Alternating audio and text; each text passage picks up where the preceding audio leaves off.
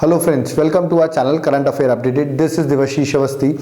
As we are continuing with our environment lecture series, this is lecture number 9. तो आपको याद होगा in last lecture हमने discuss किया था एक्वेटिक इकोसिस्टम। तो आज जो हमारा टॉपिक है वो हम डील करने वाले हैं वेटलैंड इकोसिस्टम, और इसमें बहुत ही ज़्यादा इंपॉर्टेंट प्रीलिम्स का पॉइंट आएगा, दैट इज रामसर कन्वेंशन। तो उसको भी हम आगे डील करेंगे। तो पहले हम वेटलैंड स्टार्ट करते हैं, वेटलैंड होता क्या है। तो लेट्स स्टार्ट आवर वीडियो। देखिए सबसे पहले मैंने लिख रखा है वेटलैंड इकोसिस्टम। आपसे पूछा है वेटलैंड है क्या, तो उसकी डेफिनेशन हो सकती है it is a area of marches, ठीक है, एक मार्शी एरिया होगा, ठीक है, विच इज स्टैटिक और फ्लोइंग। वो एरिया स्टैटिक भी हो सकता है या फ्लोइंग एरिया भी हो सकता है, ठीक है, ऑफ फ्रेश और ब्रैकिश और सेलाइन वाटर। मतलब ध्यान रखिएगा एक एरिया होगा मार्शी एरिया जहां पर साफ पानी फ्रेश वाटर भी हो सकता है, ब्रैकिश और सेलाइन वाटर भी, और ये तीनों का डिफरेंस मैं ऑलरेडी लास्ट लेक्चर में आपको बता चुका हूं, ठीक है। और ध्यान रखिएगा इसमें जो डेप्थ है वो डज नॉट एक्सीड 6 मीटर। याद रखिए डेप्थ जो रहेगी वो 6 मीटर से ज्यादा एक्सीड नहीं करेगी। ये एक बेसिक डेफिनेशन है अबाउट व्हाट वेटलैंड्स, ठीक है। दलदल भी इसको अपन वेटलैंड्स को स्वैम्प्स जो होते हैं, ठीक है, इनको भी वेटलैंड्स कहा जाता है, ठीक है। आगे बढ़ते हैं। याद रखिए वेटलैंड एक्चुअली होता क्या है। अपन ने टेरेस्ट्रियल इकोसिस्टम पढ़ा था, याद होगा, दैट इज लेक्चर नंबर 7 में। फिर लेक्चर नंबर 8 में अपन ने एक्वेटिक इकोसिस्टम पढ़ा, ठीक है। इन दोनों के बीच में अगर हम ट्रांजिशन जोन की बात करें तो उसको हम कहते हैं वेटलैंड। ध्यान रखिए it is a transition zone between terrestrial ecosystem and aquatic ecosystem, ठीक है। नेक्स्ट अगर इसकी बेसिक कैरेक्टरिस्टिक्स देखे जाएं अबाउट व्हाट अबाउट वेटलैंड, तो इसके बेसिक कैरेक्टरिस्टिक्स होंगे। पहला, यहाँ पर वाटर लॉक्ड सॉइल रहती है, जो सॉइल रहती है वाटर लॉक पानी से घिरी रहती है।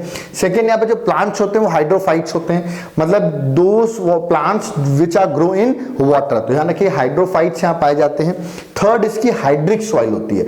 हाइड्रिक सॉइल मतलब जिस सॉइल में ऑक्सीजन की मात्रा कम होती है, नॉट इनफ ऑक्सीजन, ठीक है। तो वेटलैंड्स में 3 बेसिक कैरेक्टरिस्टिक्स याद रखिएगा, वाटर लॉक सॉइल, हाइड्रोफाइट्स पाए जाते हैं, and soil is what hydric soil which contain less amount of oxygen, ठीक है। नेक्स्ट अगर मैं बात करूं इंडिया में कितने वेटलैंड्स हैं, तो इंडिया में अराउंड 27,403 वेटलैंड्स हैं, ठीक है, बहुत सारे वेटलैंड्स हैं। अराउंड 18.4% जो कंट्री का एरिया है वो ध्यान रखिए वेटलैंड से घिरा हुआ है, ठीक है। बट इसमें भी मैं बताऊं 70%, अगर 18.4 का 70% निकाले, 70% जो है वो अंडर पैडी कल्टीवेशन है। आपने सुना होगा पैडी का जब कल्टीवेशन होता है उस टाइम पे पानी हम उसमें डालते हैं, तो उसको भी हम वेटलैंड के अंदर काउंट करते हैं। तो अराउंड 18.4 में से 70% तो पैडी कल्टीवेशन को हमने काउंट कर रखा है, ठीक है। चलिए आगे बढ़ते हैं। अब इन वेटलैंड्स में 2 टाइप की वेटलैंड्स होती हैं। एक होती है इनलैंड वेटलैंड जो इंडिया के अंदर मिलेंगी आपको लैंड पार्ट में, ठीक है, लैंड से घिरी हुई, और एक होती है कोस्टल वेटलैंड जो कोस्ट के अराउंड पाई जाती हैं, ठीक है। तो इन 27,000 में से याद रखिएगा, नंबर आपको याद नहीं रखना, बस इतना रखना है इंडिया में इनलैंड वेटलैंड ज्यादा है compare to what coastal wetland. मैंने नंबर भी लिख रखे हैं, कोस्टल है 3,959 और इनलैंड है 23,444, ठीक है। स्टेटमेंट ऑलरेडी आ चुका था, जो स्टेटमेंट गलत दिया हुआ था एग्जाम में, उसमें लिखा था कोस्टल वेटलैंड इंडिया में ज्यादा है कंपेयर टू इनलैंड वेटलैंड, जो कि ऑप्शन गलत था। तो ऐसे करके स्टेटमेंट्स आते हैं जो आपको हेल्प करेंगे आंसर्स निकालने में, ठीक है।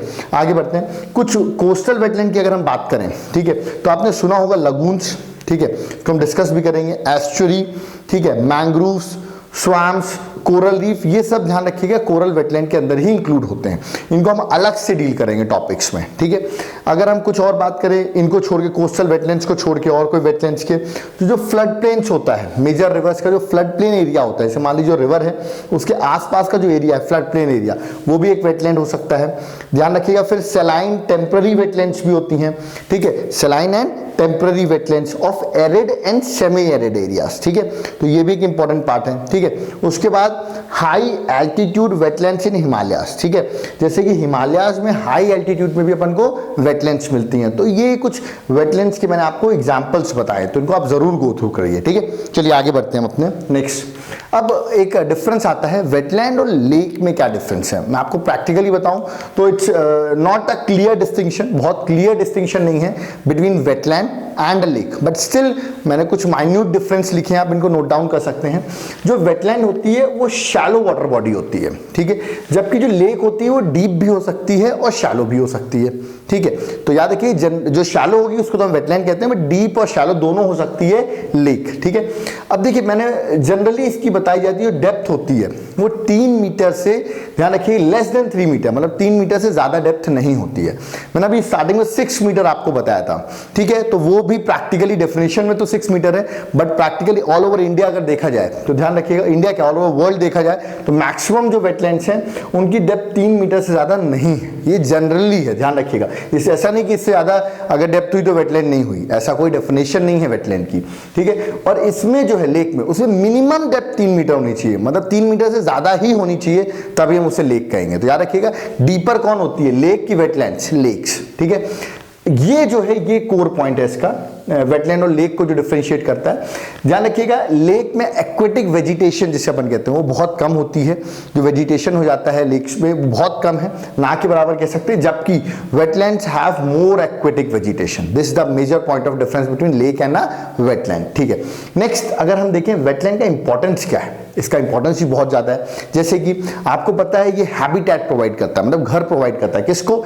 एक्वेटिक फ्लोरा एंड फौना, मतलब जो एक्वेटिक लाइफ में फ्लोरा है, प्लांट्स है, एनिमल्स है, उनको एक घर प्रोवाइड करता है। जैसे एग्जांपल में बताऊं तो माइग्रेटरी बर्ड्स आपने सुना होगा, एक केवलादेव वाइल्ड वेटलैंड है, मैं आपको बताऊं राजस्थान में, तो वहां पर ये माइग्रेटरी बर्ड्स आती हैं, तो of course it's a habitat for them, तो एक हैबिटेट है। नेक्स्ट टूरिज्म को बूस्ट करता है, लोग इनको देखने आते हैं वेटलैंड्स को, तो because the birds, fauna, flora की वजह से टूरिज्म के लिए बहुत अच्छा स्पॉट है।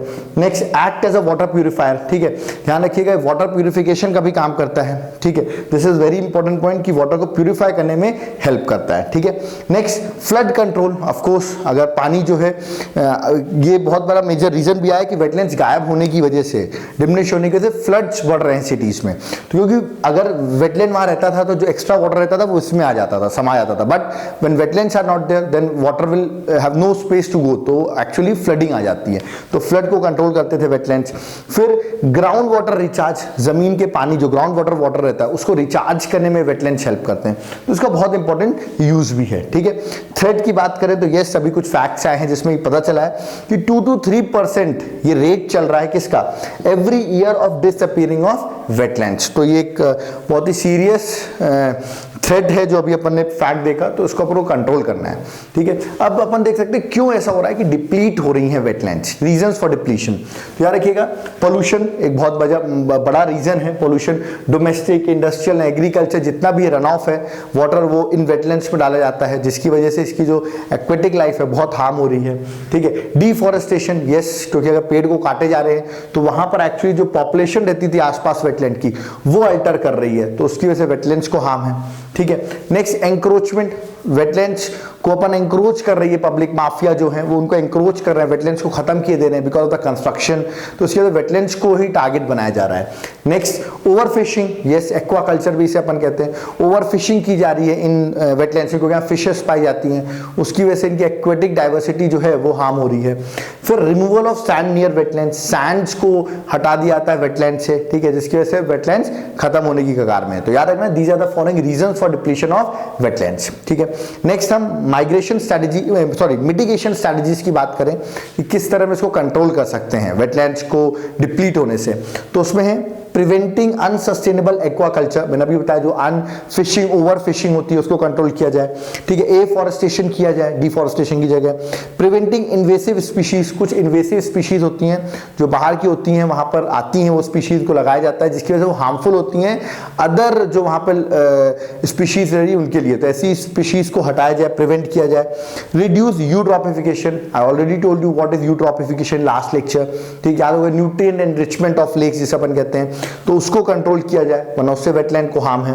Next proper enforcement of loss, जो सरकार लॉस बनाती है, ठीक है, उनका प्रॉपर एनफोर्समेंट हो, ठीक है, तो इससे भी वेटलैंड्स को एंक्रोच कम किया जाएगा, जो मैंने बताया इलीगल सैंड माफियाज और ये जो पब्लिक एंक्रोच कर रही है वो एक डिसएडवांटेज है। Prevent discharging of industrial and domestic pollution, तो ये एग्रीकल्चर रन ऑफ है, इंडस्ट्रियल वेस्ट है, डोमेस्टिक वेस्ट है, इसको आप प्रिवेंट करें कि वो वेटलैंड्स में ना डाली जाए, ठीक है। These are the following mitigation strategy for wetlands, और भी आप स्ट्रेटजीज खुद से भी लिख सकते हैं, these are the basic strategies, ठीक है। अब जो हम अगला पॉइंट है, this is very very important for prelims purpose, that is Ramsar convention. मैं आपको कुछ बात बता दूं, पहली बात ये कन्वेंशन है, ये एक एग्रीमेंट है जो कि ईरान की सिटी रामसर में साइन किया गया था, इसलिए इसको रामसर कन्वेंशन कहते हैं।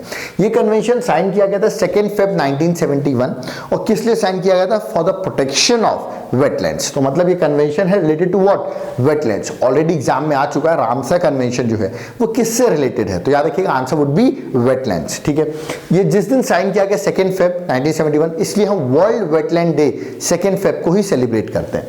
मैंने लिखा भी रामसर इज एट ईरान। फिर नेक्स्ट यूपीएससी में बहुत क्वेश्चन आता है कि whether it is a part of UN convention, UN का पार्ट है या यूनेस्को वगैरह का, तो याद रखिए it is not a part of UN और यूनेस्को। ठीक है, उनका कन्वेंशन नहीं है ये।